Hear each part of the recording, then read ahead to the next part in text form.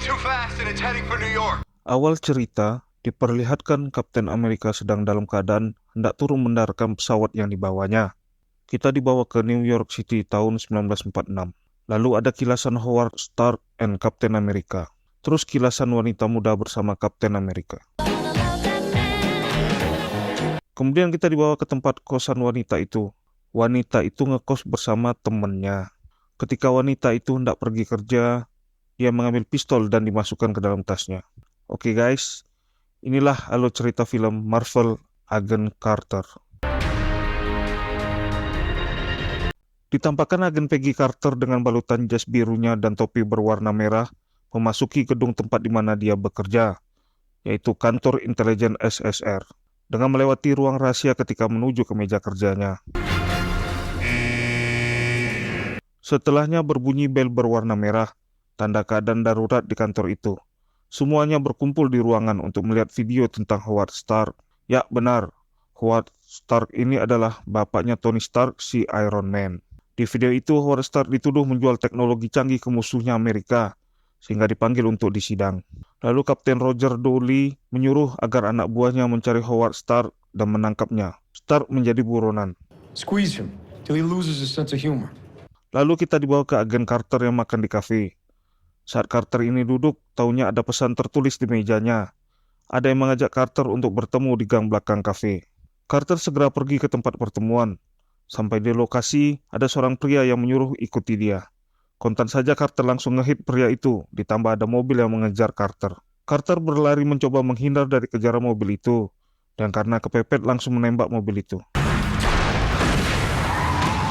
Taunya yang keluar si playboy Howard Stark.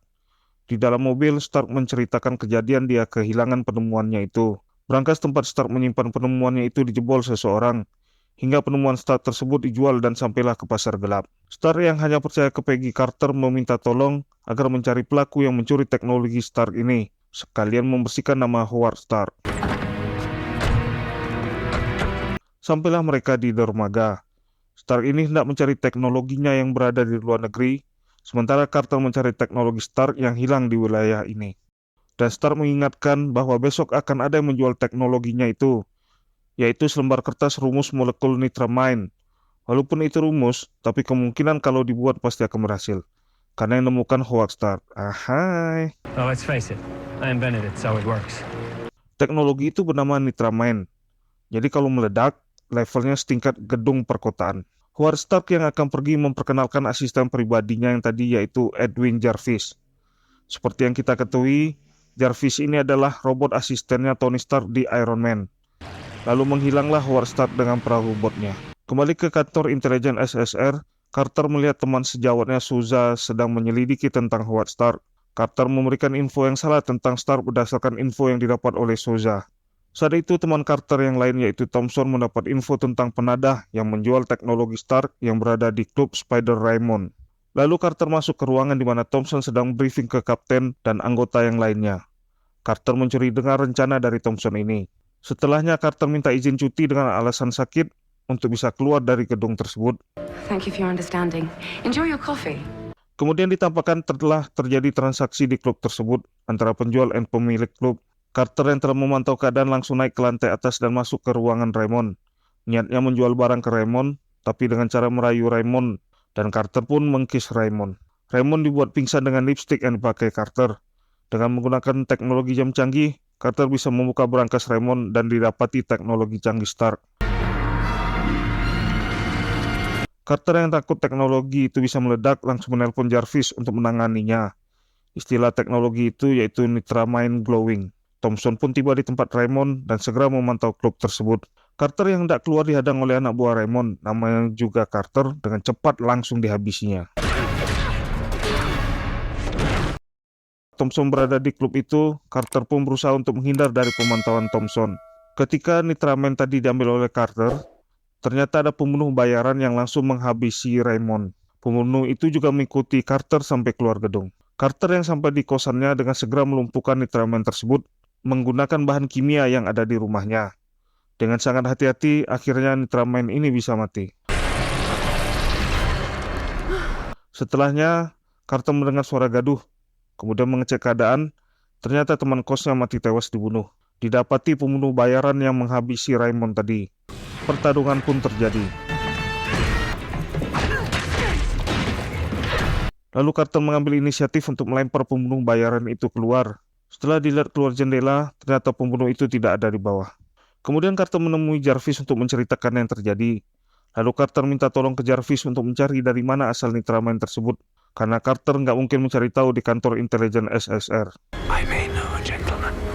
Jarvis pun mengajak Carter ke salah satu gedung teknologi kepunyaan Stark. Didapati suatu pabrik yang bisa memproduksi bahan Nitramind itu. Lokasinya ada di Roxxon. Setelah dianalisa, Nitramind yang tidak aktif ini ternyata mengandung vita radiasi. Ya, istilahnya masih ada radiasinya tapi sangat lemah. Carter yang tahu sesuatu langsung mencari ke tempat barang bukti di kantor SSR. Didapati file bekas Kapten Amerika, dan di situ juga terdapat alat yang akan digunakan Carter. Pembunuh bayaran tadi membuat kontak dengan seseorang via mesin ketik. Mereka saling tanya jawab via mesin ketik itu. Carter and Jarvis telah sampai di pabrik Roxxon untuk mencari tahu tentang Nitramind. Carter masuk ke dalam pabrik, sementara Jarvis standby memantau keadaan di luar. Didapati 2 orang petugas pabrik yang sangat mencurigakan. Ketika menyelidiki hal itu, Carter ketahuan karena bunyi panggilan radio dari Jarvis. Dengan senjata teknologi spy-nya, Carter melumpuhkan 1 orang petugas di pabrik itu. Satunya lagi berusaha melarikan diri yang langsung dengan cepat dikejar oleh Carter. Di saat terdesak, orang itu memperlihatkan Nitramind yang berada dalam mobil box. Tentu saja membuat Carter kaget. 1 Nitramind saja meledak sudah bahaya, apalagi 1 mobil. Orang itu bicara menggunakan alat bantu yang ditempelkan ke lehernya. Dia menjelaskan bahwa Carter tidak bisa mencegah hal yang akan terjadi di kemudian hari, bahwa Leviathan akan datang. Petugas itu tahu Carter tidak akan menembaknya, jadi dia langsung saja melempar Nitramind. Petugas itu pun langsung lari dengan cepat, begitu juga Carter. Carter yang kondisinya terdesak langsung menyuruh Jarvis untuk segera masuk ke gedung. Tanpa tahu apa yang terjadi, Jarvis menancap gas mobilnya. Hingga Carter bisa menaiki mobil tersebut dan melarikan diri dengan cepat. Pabrik itu pun meledak. Tapi ledakannya itu yang awalnya membesar kemudian menyedot kembali ledakan tersebut. Sehingga bemper mobil Jarvis juga kebawa masuk dalam ledakan tersebut. Thompson yang telah kembali ke kantor SSR melapor ke Kapten Dooley tentang kejadian di kantor Raymond, bahwa ada perempuan berambut pirang di saat kejadian Raymond itu terbunuh. Didapati bukti foto perempuan pirang itu dari fotografer yang berada di sana.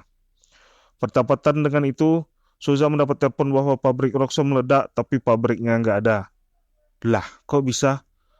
Kapten Dooley pun heran dan segera ke TKP dengan Thompson dan Souza.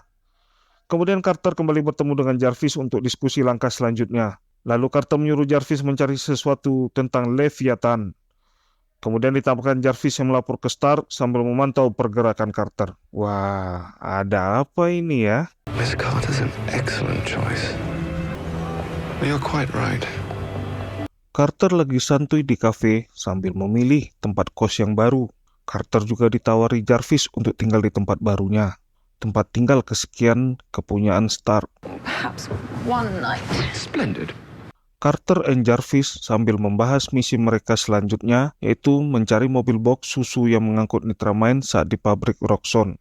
Kemudian ditampakkan bad guys yang hendak membunuh Carter kemarin, melakukan kontak dengan yang lain via mesin tik. Dan diketahui pencuri Nitramind itu bernama Lead Brannish. Rencananya, Carter akan mencari Nitramind dengan menggunakan detektor sinar radiasi dari proyek reinkarnasi yang diambilnya dari berkas Kapten Amerika. Good night, Mr. Jarvis. Kita juga diperlihatkan dengan bad guys yang melacak pencuri Nitramind, yaitu Lead Brannish. Pagi harinya, Carter telah sampai di tempat produksi susu yang hendak dicarinya. Carter memeriksa semua mobil box susu tersebut, tetapi tidak ditemukan adanya indikasi radiasi. Setelah dicek ulang ke manajer, ada 1 mobil box yang nggak ada. Orang itu bernama Sheldon McPhee.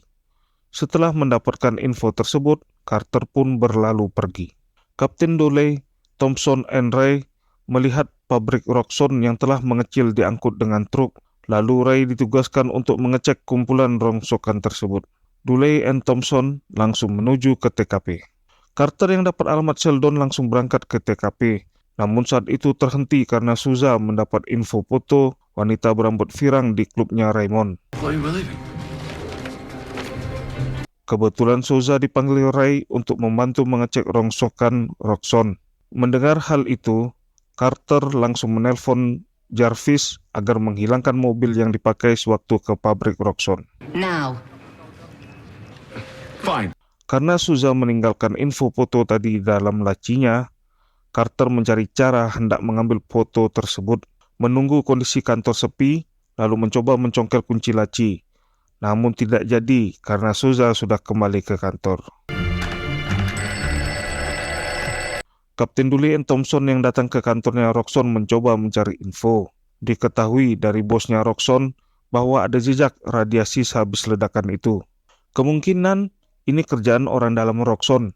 Maka ditugaskanlah Carter untuk mengecek para karyawan Roxxon dengan alat pendeteksi radiasi. How comfortable are you with this? You'll be dealing with the ladies. Sebelum itu, Carter mengecek tubuhnya sendiri dengan radiasi, dan tidak ada tanda-tanda radiasi. Namun, jam tangannya ada jejak radiasi, lalu jam itu dibuang oleh Carter. Kemudian dimulailah pengecekan jejak radiasi ke karyawan Roxxon, hingga sampai ke karyawan bernama Van Earth. Carter ingat di malam dia ke pabrik Roxxon, dia melihat Van Earth. Van Earth tidak terdeteksi saat itu. Namun Carter menjelaskan tentang pengecekan di sepatu, baju dalam atau jam tangan. Van Earth mendengar hal itu mencoba kabur. Dengan jalan pintas, Carter pun dengan santai menangkap Van Earth. Van Earth yang tidak mau mengaku ke Dooley, kemudian dihajar Thompson. Carter yang berada di tempat itu disuruh Dooley agar mengambil libur. Tanpa membuang waktu, Carter and Jarvis segera menuju ke alamat Sheldon McPhee. Di tempat interogasi, ternyata Thompson sudah mendapatkan nama Lead Branis dan Sheldon McPhee. Alamat Sheldon McPhee juga sudah mereka dapatkan, lalu dengan segera meluncur ke TKP. Let's go, boys. Di tempat lainnya, orang yang hendak membunuh Carter juga sudah mendapatkan alamat Sheldon McPhee. Carter and Jarvis telah sampai di alamat yang dituju. Carter pun mengecek mobil box susu tersebut dan memang di dalamnya terdapat nitramine. Carter yang hendak menangkap Sheldon mendapat perlawanan. Dengan skillnya Carter bisa melumpuhkan Sheldon. Saat mengikat Sheldon, ternyata Lead Branis hendak lari dengan mobil box. Untungnya, Jarvis sudah melepaskan satu part di mobil itu hingga mobil tersebut tidak bisa jalan. Carter menanyai Lead Branis. Sheldon yang hendak dibawa Jarvis ternyata sudah melarikan diri. Akhirnya berangkatlah mereka semua ke tempat yang dituju oleh Carter. Di tengah perjalanan, the bad guys naik di atas mobil box itu. Tanpa basa-basi langsung menembak. Carter pun melakukan perlawanan. Jarvis juga ikut serta membantu Carter. Dalam perjalanan ke rumah Sheldon, Dooley and Thompson menemukan Sheldon yang berjalan sambil terikat di kursi. Sheldon pun langsung dimasukkan ke dalam mobil. Pertarungan Carter dengan bad guys membuat nitramine menjadi tidak stabil dan ada juga yang terbuka.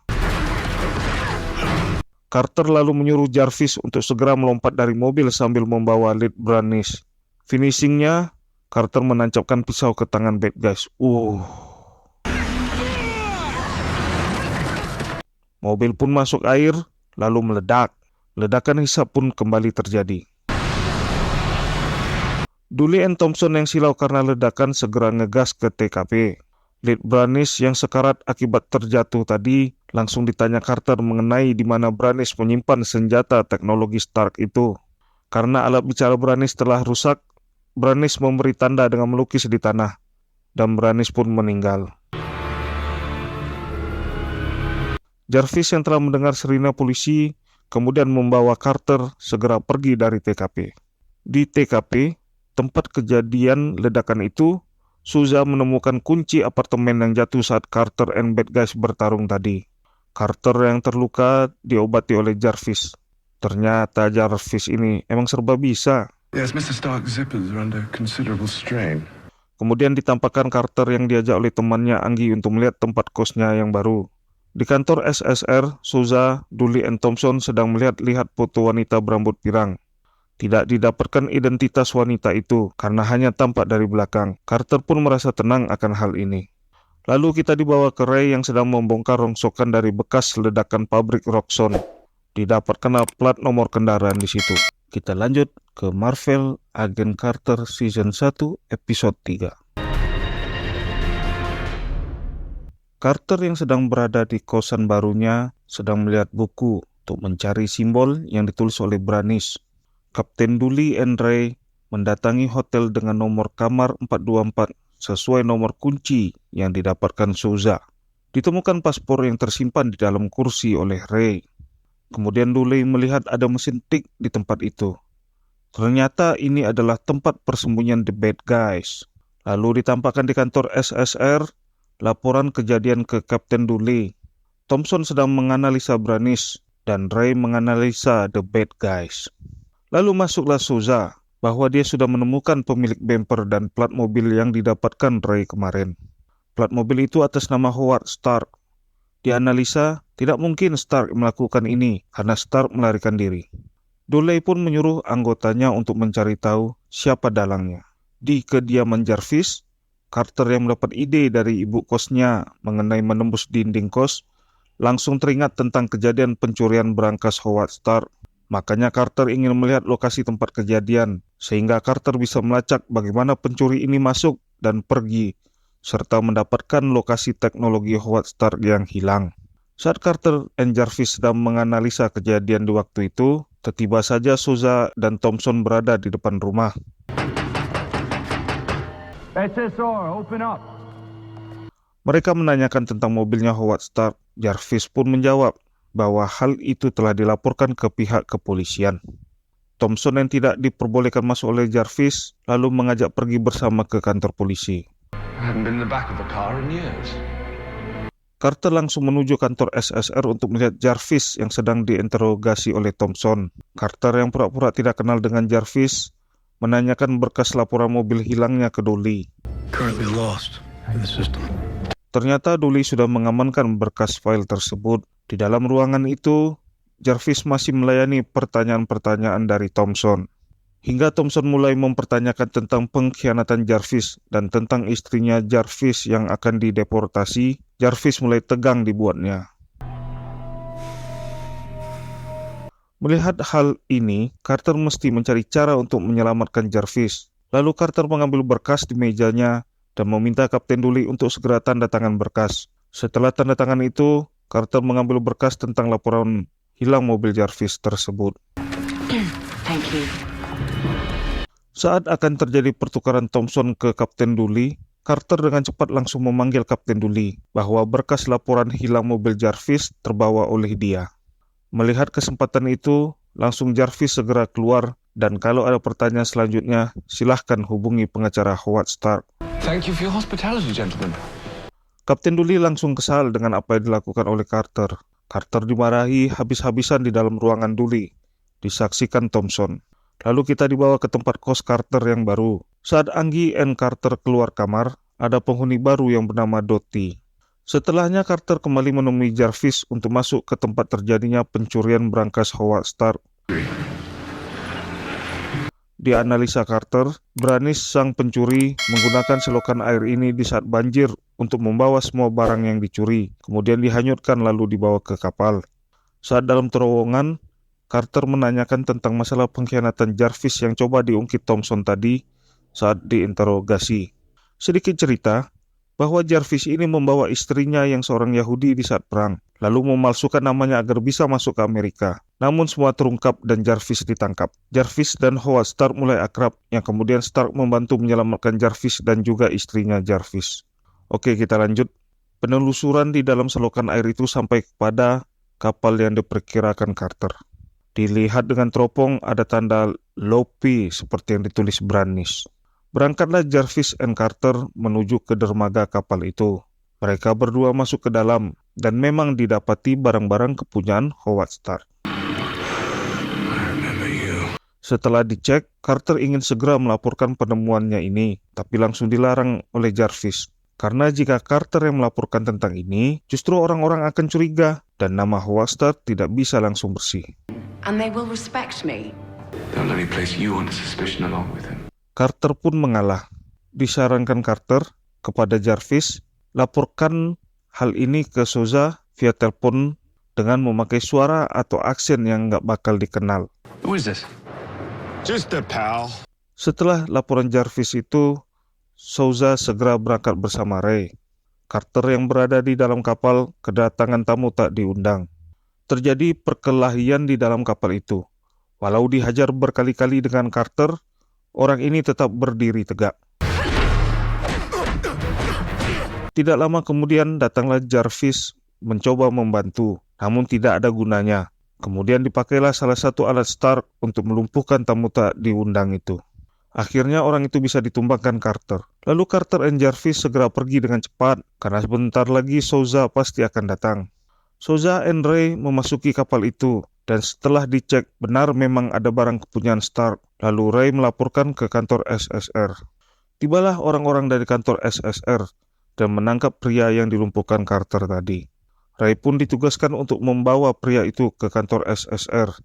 Dalam perjalanan, saat berhenti di lampu merah, mobil Ray ditabrak oleh orang tak dikenal.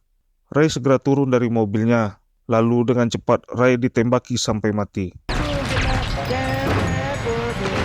Pria yang dibawa Ray juga dihabisi dalam mobil itu.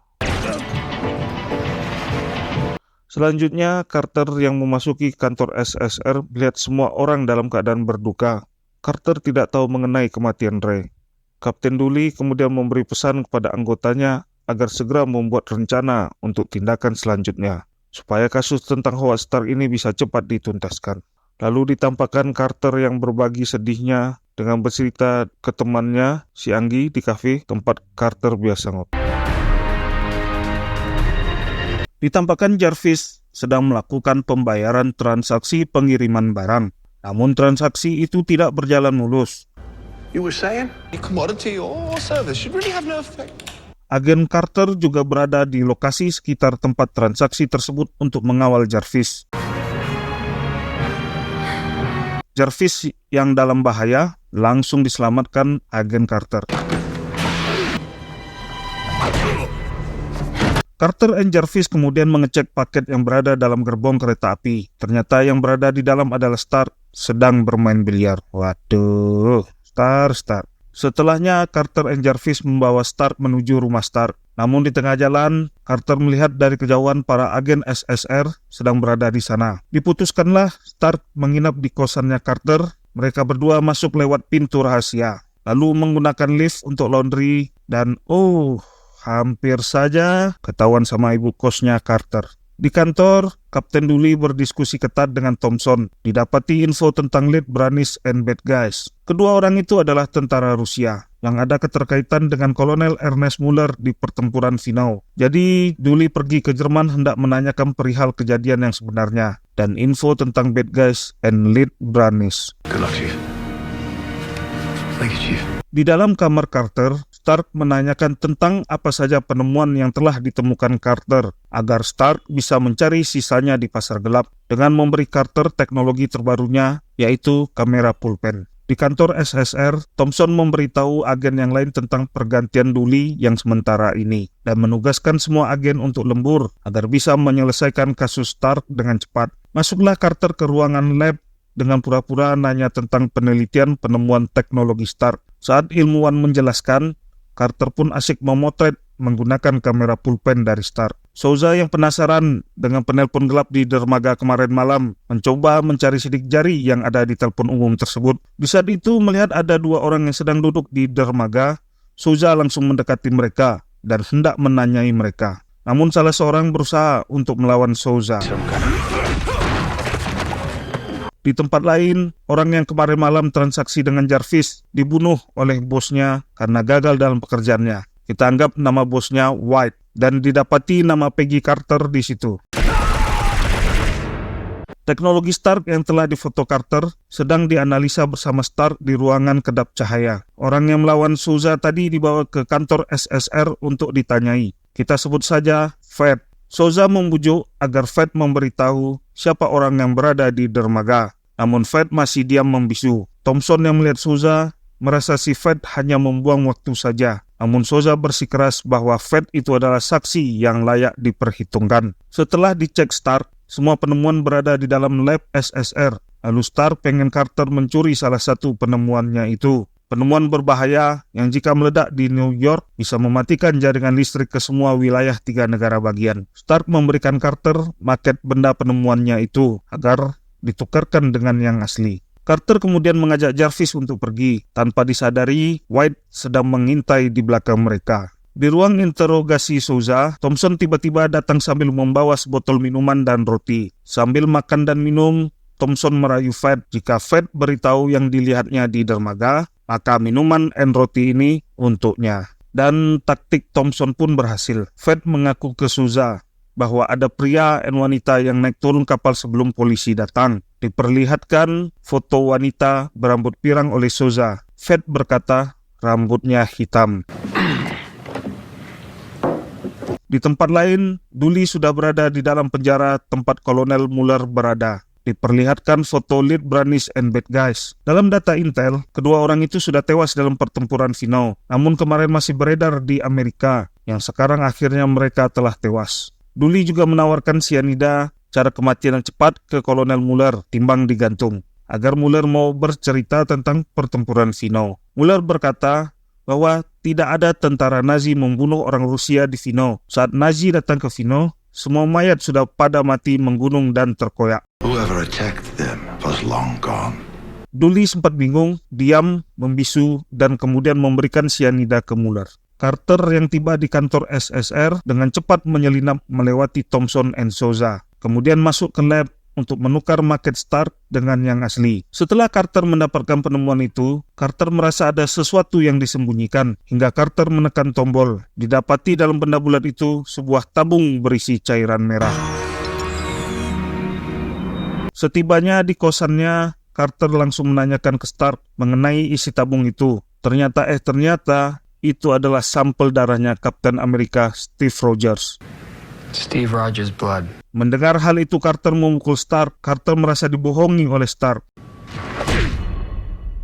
Stark meminta maaf dan menjelaskan bahwa sampel hanya tinggal satu. Jadi rencananya Stark ingin menggunakan darah Steve untuk keperluan vaksin dan obat-obatan. Tapi ya begitulah, Carter tidak percaya dengan Stark karena Carter yakin Stark hanya ingin menggunakan untuk keuntungan pribadinya. Carter pun berlalu pergi. Tidak lama kemudian, masuklah White ke kosannya Carter. Dia hendak masuk diam-diam ke kamar Carter, namun diketahui oleh Dottie. Ketika White hendak menembak Dottie, tanpa diduga, Dottie dengan cepat bergerak melumpuhkan White. White pun tewas seketika. Wah. Besoknya, Jarvis bertemu dengan Carter untuk meminta maaf tentang yang dilakukan oleh Stark. Tapi ya gitu deh, Carter masih kesal dibuatnya. Lalu Jarvis bertemu Stark yang kemudian menyuruh Stark sendiri untuk meminta maaf ke Carter. Nggak taunya ada kakek Stanley yang duduk di sebelah Stark. Di kantor SSR, Souza yang penasaran dengan wanita berambut pirang kemudian menambah warna hitam di foto itu. Tidak lama kemudian datang Kapten Dooley and Thompson. Thompson menanyakan tentang Mueller. Dooley berkata, mayat orang Rusia ada di mana-mana dan tidak mungkin Lev Brannish and bad guys yang membunuh itu semua. Lalu Thompson memperlihatkan catatan di pangkalan Fino dan ada nama Howard Stark tertulis di situ. Di kosannya, Carter membuat lubang rahasia di dinding kamarnya untuk menyimpan sampel darah Steve Rogers. Lalu ditampakkan Dooley yang masih berada di kantor saat itu dikejutkan dengan mesin tik yang bergerak sendiri. Kita dibawa ke tahun 1973 daerah Rusia, ke panti asuhan anak-anak perempuan. Ditampakkan aktivitas mereka, menonton film, kemudian latihan bela diri. Lalu muncullah Dottie yang sedang berada di New York tahun 1946, sedang melakukan sit-up. Sepertinya tadi adalah masa kecilnya Dottie. Hal itu menjelaskan kenapa Dottie bisa menghabisi White. Setelahnya, nampak Dottie sedang sarapan dengan Carter, pura-pura ngobrol asik dengan Carter, padahal Dottie ingin mengambil kunci kamar Carter. Saat hendak menuju kantor SSR, Jervis menemui Carter kembali. Jervis mohon maaf atas yang terjadi kemarin dan memohon kembali bantuan Carter untuk membantu Stark. He used me. He uses you whether you choose to see it or not. Setibanya Carter di kantor SSR, semua orang pada sibuk karena mesin tik bergerak sendiri dan memberi pesan. Pesan itu dalam bentuk kode rahasia. Sudah ada petugas pemecah kode sandi, namun belum berhasil memecahkan kode tersebut. Dooley and Thompson sudah emosi dibuatnya. Lalu Carter mencoba melihat kode sandi itu dan langsung menerjemahkan maksud kode itu. 27 degrees, 37 minutes. They are map coordinates. Disimpulkan, Stark tertangkap basah menjual senjata ke orang Rusia. Thompson sangat bersemangat sekali. Dooley juga menyuruh Lee dan Ramirez ke Rusia untuk menangkap Stark. Carter yang berada di situ bersikeras meminta diikutkan juga dalam misi ke Rusia. Walaupun terjadi sedikit perdebatan, akhirnya Dooley mengizinkan Carter untuk pergi. Gear up. You roll out in an hour. Persiapan pun dilakukan oleh tim yang akan pergi ke Rusia. Semua berganti pakaian termasuk Carter. Setelah Souza memberikan segala laporan informasi ke Thompson, Souza tidak sengaja melihat bagian punggung Carter. Ada tanda bintik merah. Souza seperti teringat sesuatu. Kemudian berangkatlah semuanya dengan menggunakan pesawat. Sampai di titik tertentu semua terjun payung. Sampai di bawah, mereka bertemu dengan pasukan Inggris, pasukan yang pernah bekerja sama dengan Carter dulu. Lalu berangkatlah mereka dengan truk. Ketika cerita dengan Dum-Dum, Carter tahu rasanya ini seperti sebuah perangkap. Jelas-jelas Stark tidak mungkin menjual senjata ke Leviathan Rusia. Howard isn't selling weapons to adversaries of the United States. Di kantor SSR, Souza meneliti data-data pribadi Carter. Didapatkan keterangan tanda titik di dekat bahu belakang Carter. Sambil melihat foto wanita berambut pirang, Souza terkejut dibuatnya. Lalu kita dibawa ke Dooley. Dooley menemui seseorang yang tahu tentang seputaran cerita pertempuran Vinau. Orang ini sepertinya wartawan. Disampaikan olehnya bahwa Stark ada di sana untuk membersihkan sisa pembantaian itu. Stark in a Russian cover-up. Timnya SSR berbagi tugas dengan tim Inggris. Mereka mulai memasuki fasilitas itu. Tempat ini seperti tempat Dottie waktu di asrama dulu. Lalu ditemukan anak kecil yang sedang berada di ruangan, didekati oleh Dum-Dum. Ternyata anak kecil itu menusuk Dum-Dum dan bergerak layaknya seorang pembunuh bayaran. Setelah Dooley menemui wartawan di bar, Dooley menemui Jarvis, menanyakan tentang Stark. Dooley ingin mengetahui kebenaran cerita tentang Stark sewaktu di Eropa tahun 1944. Kemudian ditampakkan Dottie yang masuk ke ruangan Carter, memeriksa semua tempat mencari sesuatu. Ketika Dottie mendapatkan foto tentang teknologi Stark, Dottie hendak meninggalkan kamar Carter. Tanpa sengaja, Dottie juga mendapatkan lipstik pembius kepunyaan Carter. Kemudian dengan santai, Dottie keluar dari kamar. Kita dibawa kembali ke Carter dan timnya. Mereka menemukan dua orang yang berada dalam tahanan. Satu ahli pembuat alat teknologi Stark yang bernama Nicola. Yang satu lagi Pak Tua, seorang dokter psikiater. Setelah chit-chat sebentar, tidak mungkin menemukan Stark di sini. Kalau memang ada Stark, tidak mungkin ada ahli teknologi Rusia di sini dan psikiaternya. Tidak lama kemudian, tim Carter diserbu oleh tentara Rusia yang berada di gedung itu. Tim Carter terpojok. Lee, agen SSR, mati tertembak. Carter meminta dokter untuk mencari jalan keluar. Tanpa diduga, Nicola ternyata menawan seorang teman Carter. Nicola menyuruh agar tentara Rusia melepaskan Nicola. Kalau tidak, orang ini akan mati. Nicola rada berekele nih. Jelas-jelas yang ditawarnya orang Inggris. Kenapa juga Rusia mau melepaskannya? Dalam keadaan tergesa itu, dokter telah mencoba membujuk Nicola namun tidak bisa. Akhirnya dokter menembak mati Nicola. Carter yang mencoba menghubungi Dum-Dum akhirnya mendapat jawaban. Tembok yang berada dekat Carter pun meledak dan jebol. Mereka semua bisa keluar dari gedung itu. Lalu ditampakkan perpisahan Carter dengan Dum-Dum. Dokter yang dibebaskan tadi diajak Carter menuju New York dengan alasan bisa membantu agen SSR menemukan Leviathan. Berangkatlah Carter and tim serta dokter dengan pesawat. Lalu kita dibawa ke Dottie, yang mana kebiasaan Dottie ini ketika tidur tangannya diborgol, seperti waktu masih di asrama dulu, menandakan bahwa Dottie ini berasal dari tempat yang diserbu oleh Carter sewaktu di Rusia kemarin. Carter and Thompson yang berada di kantor SSR memberikan laporan ke Dooley bahwa tidak ada Stark maupun Leviathan. Yang ditemukan adalah dokter yang bernama Ivchenko. Ivchenko ini bersedia bekerja sama dengan SSR untuk menemukan Leviathan, dan menurut pengakuan Ivchenko, Stark tidak ada bekerja sama dengan Leviathan. Carter pun akhirnya mendapat pujian dari Dooley. Good work, Carter. Lalu Ivchenko disuruh masuk oleh Dooley. Kemudian diperlihatkan Thompson mengajak Carter untuk merayakan keberhasilan misi mereka, dan Souza yang berada di sana melihat petu wanita berambut pirang dan melihat juga ke arah Carter.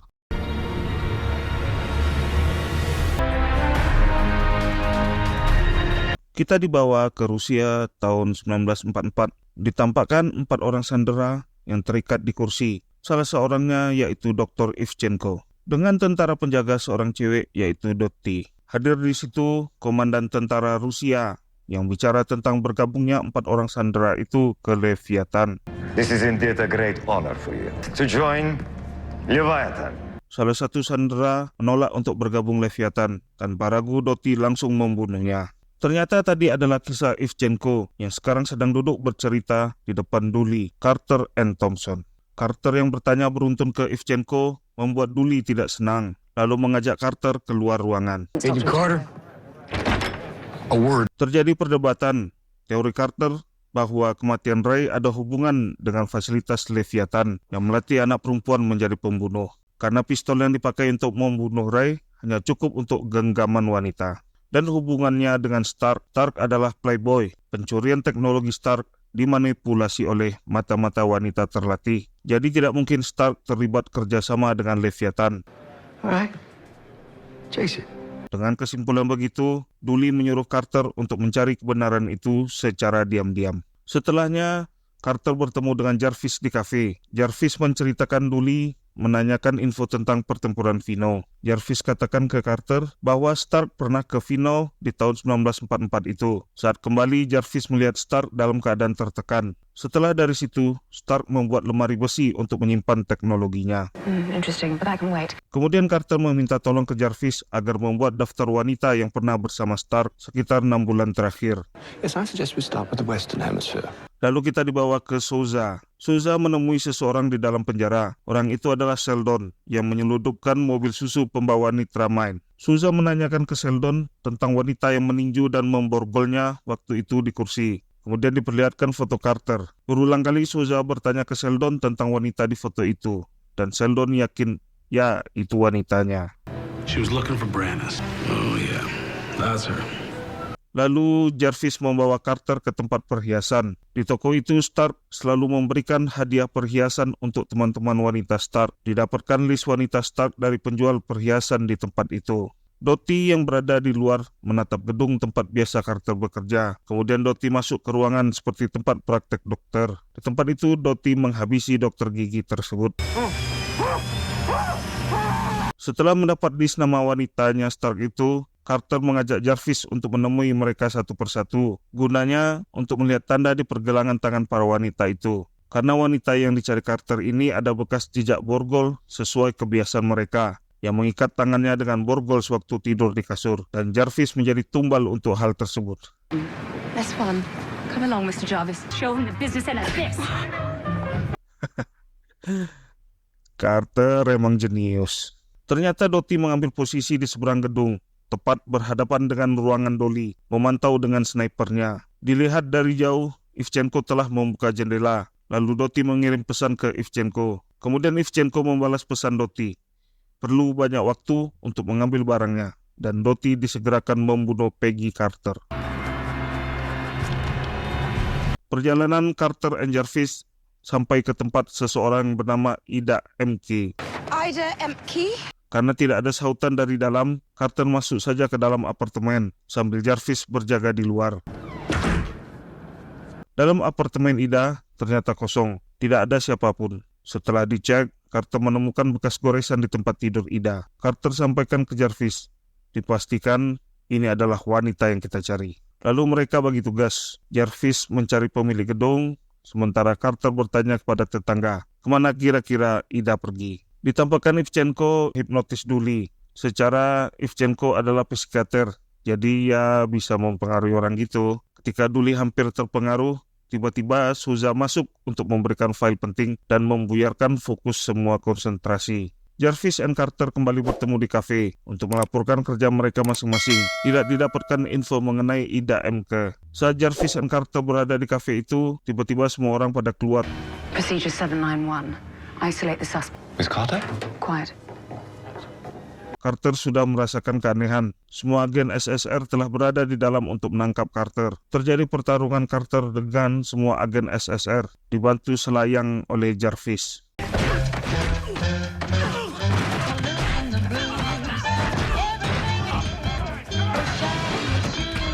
Carter dan Jarvis berlari keluar lewat pintu belakang. Ternyata ada Thompson yang berada di sana sambil menodongkan senjata ke Carter. Tanpa diduga, Carter melumpuhkan Thompson. Sorry, Jack. Carter dan Jarvis berpisah, janji ketemu di tempat lain. Saat Carter mau lari lagi, Souza juga menunggu di tempat itu. Namun Carter terus berjalan aja, karena tahu Souza tidak akan menembak dirinya. Di kantor SSR, Duli emosi karena mendapat laporan bahwa Carter bisa mengalahkan semua agen SSR. Karenanya, Duli menyuruh semua agen untuk menempeli poster Carter di manapun. Carter pun menjadi buronan. Is that clear?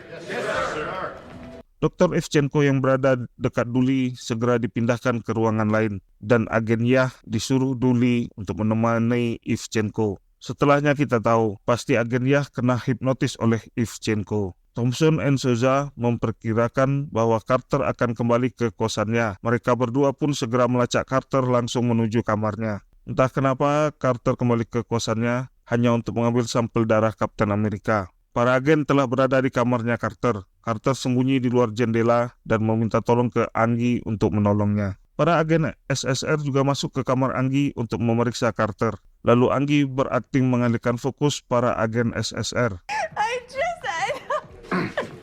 Namun begitu, Souza tetap yakin bahwa Carter berada di gedung ini. Para agen SSR pun berpencar untuk mencari Carter. Agen Yah yang terkena hipnotis oleh Ivchenko memberitahu Denah lokasi teknologi Stark yang disimpan di kantor SSR.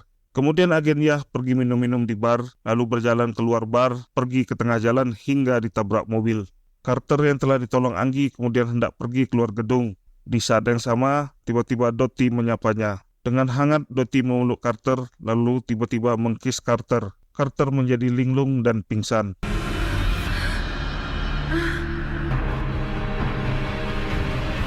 Di saat Dottie berniat hendak membunuh Carter, Souza dan agen SSR mendapati Dottie. Carter yang pingsan segera diborgol oleh Thompson dan kemudian segera dibawa ke kantor. Carter yang sempoyongan terus melihat Dottie. Sesampainya Carter di kantor SSR, langsung masuk ruangan interogasi. Lalu ditampakkan Anggi yang memanggil Dottie, mendapati kamar Dottie tidak terkunci. Anggi masuk dan mendapati Dottie serta barang-barangnya tidak ada di kamar itu. Berarti hilang. Let's get started. Don't go easy on her just because she's a girl. Rusia tahun 1943, Dr. Ivchenko dimintai tolong untuk pembedahan. Karena pasien akibat perang banyak, obat-obatan tidak mencukupi. Jadi Ivchenko memanipulasi pikiran pasien sehingga tidak terasa sakit ketika dilakukan pembedahan ke pasien. Pasien merasa pikirannya sedang dalam kondisi yang baik. That is good, Private Ovechkin. Lalu kita dibawa ke Carter yang sedang diinterogasi Souza, juga dipantau dari ruangan sebelah oleh Duli dan Ivchenko. Tidak lama kemudian masuklah Thompson memberi laporan ke Duli bahwa agen Yah telah meninggal karena kecelakaan. Setelahnya Kapten Duli, Thompson, dan Souza semuanya bergantian menanyai Carter. Namun Carter hanya diam membisu dan mengikuti alur cerita ketika ditanyai. Semuanya saling tegang dengan argumen masing-masing. But I've never been more than what each of you has created. Kemudian nongollah Jarvis dan tiba saja masuk ke kantor yang biasa Carter lewati dan minta tolong dengan operator di situ untuk ketemu dengan Kapten Duli. Hold, please. Setibanya Jarvis dalam ruangan kantor SSR, Carter dibawa masuk ke ruangan itu. Ternyata Jarvis semacam buat pengakuan dengan surat tertanda tangan bahwa Stark telah mengaku dengan tuduhannya selama ini dan kesepakatannya menukar kebebasan Carter dengan Stark. Do we have a deal? Not quite. Sambil menunggu Stark datang, Jarvis dan Carter mesti standby di kantor SSR. Akhirnya Dully setuju dengan persyaratan yang diminta Jarvis, dan Dully pun memecat Carter ketika hendak keluar. Carter, you out of the SSR. Dengan dipecatnya Carter, dia membersihkan meja kerjanya dan membawa file-filenya ke ruangan bersama Jarvis. Carter yang penasaran bertanya ke Jarvis, kenapa Stark membuat surat pengakuan yang sepertinya bukan gaya Stark. Jarvis mengaku kalau memang itu inisiatif dia sendiri. Oh, flipping hell. Karena Stark sudah dihubungi beberapa kali, tapi tidak ada jawaban. Makanya Jarvis ambil tindakan untuk menyelamatkan Carter. Carter yang mendengar pengakuan Jarvis menjadi sangat kesal, karena ini resiko bisa kena hukuman berat. Waduh, Jarvis. Just quite unpleasant. Saat Carter cicat dengan Jarvis sambil cari jalan keluarnya, nampaklah Dr. Ivchenko yang sedang memberi pesan kode Morse di jendela. Carter langsung mencatat kode pesan itu. Ternyata setelah diartikan pesan itu bahwa Leviathan akan datang. Leviathan is coming. Dengan segera Carter menemui Kapten Dully dan mengaku bahwa pengakuan yang dibikin Jarvis itu adalah palsu dan Stark tidak akan datang. Lalu Carter menjelaskan tentang semuanya selama ini di hadapan Dully, Thompson, dan Souza. Ternyata tujuan Carter buat pengakuan itu supaya Dully dan lainnya percaya Carter bahwa itu Dr. Ivchenko ada pembunuh sebenarnya. Ivchenko ada berkomunikasi dengan seseorang di seberang, dan untuk membuktikan lagi perkataan Carter, dia memperlihatkan sampel darah Kapten Amerika. Kemudian Dully, Thompson, dan Souza, mereka bertiga meeting sebentar untuk membahas hal yang barusan terjadi. Souza percaya kepada Carter, dan Dully percaya apa yang dipikiran Souza. Lalu disuruh beberapa agen untuk mengecek gedung seberang kantor SSR. Dully tetap mengawasi Ivchenko. Dully yang bersama Ivchenko mulai dipengaruhi. Please, focus. Ivchenko menghipnotis Dully tentang rasa bahagia bersama keluarganya, terutama istrinya. Di bawah pengaruh Ivchenko, Dully memindahkan Carter dan Jarvis ke ruangan lain dan menguncinya. Lalu Dully bersama Ivchenko pergi ke lab. Setibanya di lab, semua orang disuruh keluar. Ivchenko menyuruh Dully untuk mencari item nomor 17, dan didapatilah barang tersebut. Thompson, Souza, dan agen lainnya telah berada di gedung seberang. Mereka berpisah di setiap lantai. Souza dengan instingnya mendapati seseorang itu, yaitu Dottie. Terjadi pertarungan antara mereka berdua.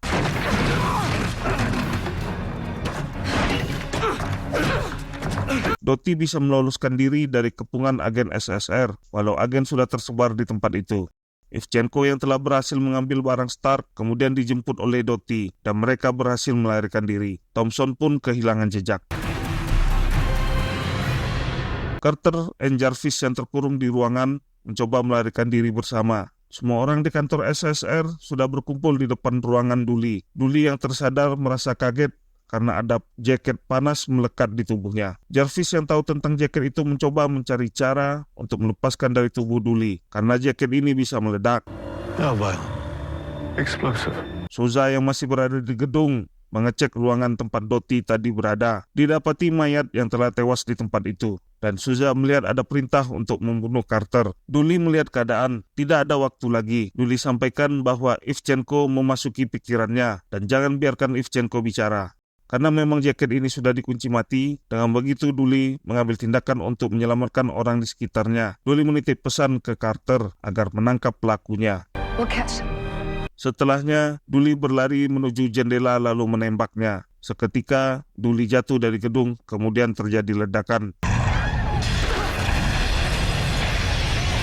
Diperlihatkan isi kantor yang berantakan. Souza telah sampai di kantor dan bertanya ke Thompson yang apa jadi. Kemudian Carter yang duduk termenung curhat ke Jarvis bahwa ini adalah salahnya.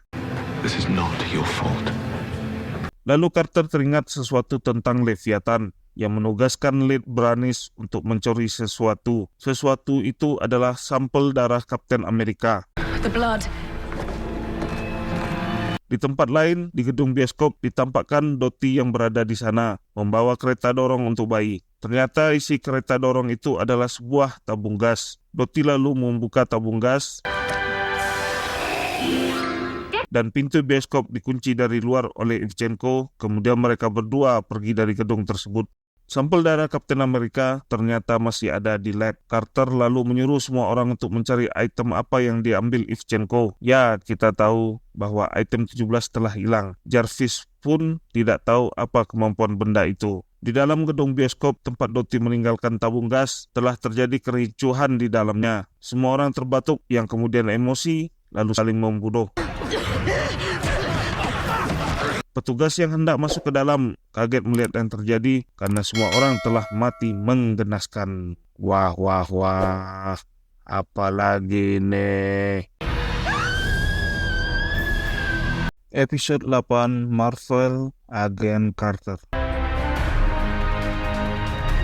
Kedatangan Thompson, Souza, dan Carter telah ditunggu oleh pihak kepolisian. Sebanyak 47 orang mati dengan cara yang tidak wajar. Carter yang melihat salah satu mayat berkesimpulan bahwa orang-orang ini saling bunuh satu sama lainnya. They killed each other. Souza yang sampai duluan di dalam bioskop melihat situasi yang ada, lalu segera mengejar kereta dorong bayi, yang ternyata tidak ada bayi di dalamnya. Kemudian mengambil tabung gas yang berada di dekatnya, lalu tiba-tiba tabung menyemprot ke arah dirinya. Souza saat itu langsung mengalami batuk hebat. Souza!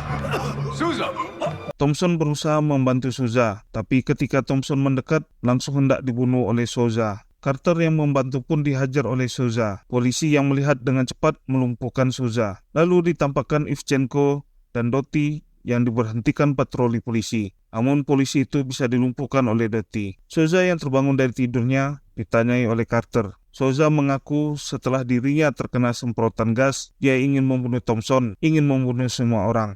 Okay, Peggy. I wanted to kill everybody. Thompson mendapat info dari ilmuwan di lab bahwa bahan kimia di tabung gas itu menyebabkan kegilaan setelah terpapar. Cuma Carter masih bingung, apa sebenarnya target Ivchenko dengan tabung gas itu? Di saat sedang diskusi begitu, tiba-tiba saja datang Stark dan Jarvis di kantor. The target is me. Stark berkata bahwa target Ivchenko adalah dirinya. Melihat Stark datang, semua orang di kantor langsung menodongkan senjata. Selanjutnya Stark mulai menjelaskan dari pertempuran di Vino, gas yang dibuat Stark itu bernama Midnight Oil. Stark membuat gas untuk militer agar tentara terjaga sepanjang malam, tapi gagal. Saat itu, lab Stark digerebek, sampel dan penelitian Stark semuanya diambil atas perintah Jenderal McGinnis. Tahu-taunya gas itu dijatuhkan di Rusia untuk merebut Vino. Itulah kisah sebenarnya tentang pertempuran Vino. Dan memang Stark ada di Vino untuk membersihkan kekacauan yang telah dibuat oleh Jenderal McGinnis. Makanya lead Brannish and bad guys tidak ada bicara, hanya diam membisu karena gas itu membuat sakit tenggorokan parah. Someone performed laryngotomy procedures on these men. Ternyata itu semua ulah dari Dr. Ivchenko aka Johann Venhoff, seorang psikiater di bidang hipnotis. Johann Venhoff. Mengenai hal itu, Stark tahu bahwa Johann ingin menghukum Stark, maka Stark ingin menjadi umpan agar agen SSR bisa menangkap Johann Venhoff. Di tempat lain, Dottie bersama Johann mendatangi salah satu hanggar pesawat terbang milik pribadi. Penjaga di tempat itu sudah dilumpuhkan. Saat yang sama, Johann mendengar tentang kedatangan Stark ke New York. Seketika itu, rencana baru langsung tercipta oleh Johann. Back to the city. Our plans have changed. Carter masih mendebat Stark karena tidak setuju dengan rencana Stark ini. Sambil Stark mencari jaket armornya yang tersimpan di lab. Tibalah waktu untuk Stark konferensi pers. Saat Stark berbicara di podium, melesat tembakan ke arah Stark. For anyone who doubts, get out! Semua agen menjadi waspada. Thompson menyuruh Jarvis untuk mengamankan Stark di gang belakang. Jarvis yang buru-buru langsung memasukkan Stark ke dalam mobil polisi untuk segera dibawa. Setelah mobil itu pergi, Jarvis baru sadar dan melihat bahwa ada polisi yang tewas. Jarvis hanya taman nuang dibuatnya. Jarvis yang kehilangan Stark segera melapor ke Souza. Tempat penembak telah dicek Thompson dan Carter. Ternyata hanya ada senjata yang telah dimodifikasi untuk menembak sendiri. Tembakan senjata ini hanya untuk mengalih perhatian agar Stark bisa diculik. Carter dan Thompson memprediksi apa yang akan dilakukan Johann ke Stark. Pastinya rencana sesuatu yang lebih besar. Saat itu Carter melihat orang pada membawa bendera Amerika. Disambut Thompson bahwa hari ini perayaan hari kemenangan di Eropa. Diperkirakan Carter, Johann akan menyerang Times Square. Souza dan Jarvis telah menemukan mobil yang membawa Stark. Hanya ada polisi yang pingsan di situ. This isn't good. No, it isn't. Ditampakkan Dottie yang telah membawa Stark di dalam mobil dan Stark tidak ingat Dottie. Is it Alex? Semua agen SSR telah berkumpul. Acara perayaan tidak bisa dibatalkan karena sudah ada 100.000 orang di Times Square. Cara kerja tabung gas itu dirancang untuk digunakan di udara. Carter sarankan untuk menutup semua bandara termasuk landasan pribadi. Mendengar itu, Jarvis tahu bahwa Johan akan menuduhkan semua ini ke Stark dengan menggunakan pesawat pribadi milik Stark. I think I know where Dr. Fenhoff is headed. Lalu kita dibawa kilas balik sekitar 6 bulan yang lalu. Dottie diajak Stark ke tempat landasan pribadi Stark. Kemudian ditampakkan Dottie yang menampar Stark karena memang Stark tidak ingat sama sekali dengan Dottie. Stark, emang playboy cap ikan paus nih. Dr. Johan Fenhoff hadir di situ, memberikan ceramah ke Stark bahwa gegara Stark, teman dan keluarganya semua tewas menggenaskan. Sejak kejadian itu, Johan hanya memikirkan Stark untuk balas dendam, untuk membuat Stark menderita. You have no idea how sorry I am. I am sorry. Lalu Johan menghipnotis Stark, dibuat seakan-akan Stark menemukan Kapten Amerika dan ingin menyelamatkannya. Sir, we found Captain America. Para agen SSR datang terlambat. Stark sudah berada di pesawat hendak tinggal landas. Semua agen bersiap hendak masuk ke dalam hanggar. Lalu Carter ingin ada yang menerbangkan pesawat juga untuk menembak jatuh pesawat Stark di perairan jika Stark tidak bisa dicegah. Dengan terpaksa, Jarvis menawarkan diri. Mr. Stark would want to be stopped by any means possible. Terlihat Carter telah masuk ke dalam gedung, mendapati Johan yang sedang di radio menuntun Stark dan Dottie juga ada. Carter menodongkan senjata, namun Dottie bergerak dengan cepat untuk menghalau Carter. Pertarungan pun tidak terelakkan. Carter saling adu skill dengan Dottie.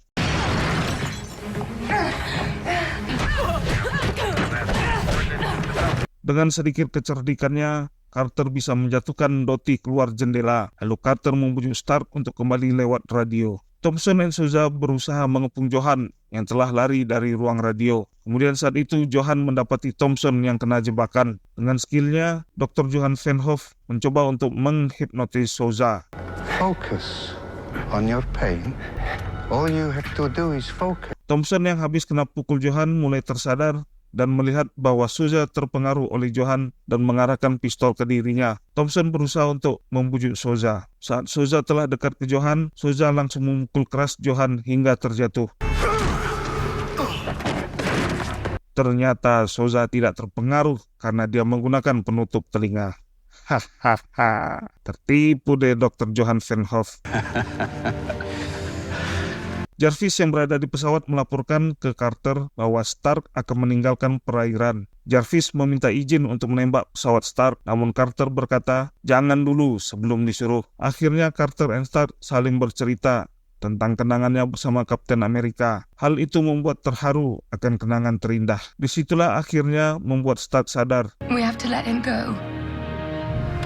Carter pun menyuruh Jarvis agar segera kembali. Carter yang sudah berada di bawah tidak melihat tubuh Dottie yang jatuh tadi. Dr. Johan kemudian dibawa oleh Thompson and Souza. Ditampakkan Stark yang memeluk Jarvis, kemudian Carter karena telah menolong dirinya. Esoknya diperlihatkan Carter yang mendapat tepuk tangan dari para agen SSR. Carter diterima kembali di SSR. I assume that means you'll be staying with the SSR. Lalu ada Senat Amerika yang mengucapkan terima kasih ke Thompson dan semua tim atas kerja kerasnya yang telah menyelamatkan Amerika. Setelahnya ada Angie and Carter yang dibawa Jarvis untuk menempati rumah baru hadiah dari Stark. Kemudian info dari Jarvis bahwa semua temuan Stark yang di kantor SSR akan diambil dan dihancurkan. Carter pun menerima sampel darah Kapten Amerika dari Jarvis karena Carter orang yang tepat. Carter lalu membuang sampel darah itu ke laut. With your smile so warm. Akhir cerita, Dr. Johan Fenhoff dimasukkan dalam penjara dengan mulutnya ditutup rapat menggunakan rangka besi. Dan kemudian kalian tahu siapa ini? Nah, ini akan muncul di Avengers.